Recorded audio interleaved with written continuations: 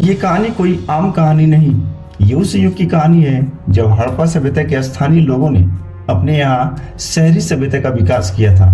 लेकिन कई वर्षों का सूखा झेल रहे इस शहरी सभ्यता को छोड़कर वहाँ के लोग दूसरे शहरों की तरफ पलायन करने लगे ताकि वो जिंदा रह सके, उनका जीवन बच सके।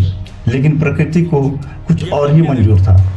सिंधु घाटी की सभ्यता खत्म होने लगी। ब्राह्मण साम्राज्य का पुरोहित लगभग 4000 साल पहले 1600 ईसा पूर्व से 1000 ईसा पूर्व मध्य एशिया यूरेशिया के रास्ते होते हुए भारत आया, जिनका संबंध सीधे आर्यों से था, जिन्हें आर्य कहा जाता है। लगभग 4000 साल पहले इंडो आर्यन और ईरानी, जो एक ही पूर्वज के दो कबीले थे, एक ने भारत के उपमहाद्वीप को चुना और दूसरे ने ईरान के पठार का रुख किया।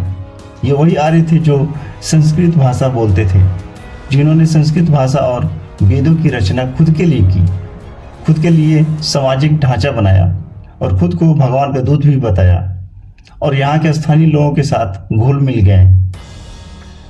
इंडो आर्यन मूल निवासियों से इतना घुल मिल गए कि उनके साथ उनके कुछ पूजा पाठ को भी अपना लिया, ताकि उनको कोई भ्रम न हो कि उनके साथ छल कपट होने वाला है। समय बीतता गया और खेल शुरू हुआ। काम के आधार पर बड़ व्यवस्था बनाई गई और सबसे निचले पायदान पे यहाँ के स्थानीय लोगों को रखा गया, जहाँ से उनका शोषण शुरू हुआ। कहा जाता है कि जाति ऐसी होती है कि जाति ही नहीं, जिसकी जमीन पर पैर रखा उसे ही शूद्र बना दिया। दरअसल कहानी है उस दौर की जब इंडो आर्यन सिंधु नदी के छोटे छोटे पर्वतीय मार्गों और नदियों को पार करता हुआ भारत आया और भारत के उपमहाद्वीप में सिंधु नदी के किनारे बस गए। ये मुख्य रूप से खानाबदोश और चरवाहे थे, जो नए चारागाहों की तलाश में आए और धीरे धीरे सिंधु नदी और गंगा के मैदान में बस गए।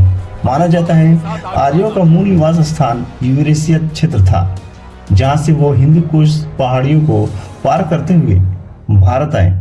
ये अपने साथ घोड़े, हथियार और रथ भी लाए, जो दूसरों पर हमला करने के लिए थे। भारत में आने के बाद वो सबसे पहले सप्त सिंधु के क्षेत्र में बस गए।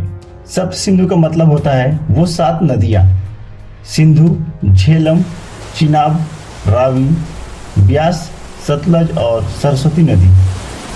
भारत में आकर अपना वर्चस्व लहराया, कब्जा किया और खुद को भूदेव बताकर भारत के मूल निवासियों को उनके घर से बेघर कर दिया और उनकी जमीनों पर कब्जा कर लिया, क्योंकि अब वो शूद्र बन चुके थे।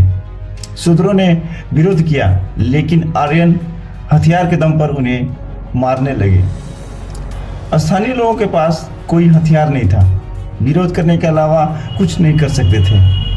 कुछ दशकों बाद वेस्टर्न सभ्यता के लोगों का भी भारत में घुसपैठ हो जाता है, जिसे हम ईस्ट इंडिया कंपनी कहते हैं। 31 दिसंबर 1600 को लंदन में ईस्ट इंडिया कंपनी की स्थापना की गई। 1608 में मसाले के व्यापार के बहाने भारत के सूरत बंदरगाह पे कब्जा कर लिया। उन्हें पता लग गया था कि भारत एक खुशहाल फसल और उपजाऊ पैदा करने वाला देश है।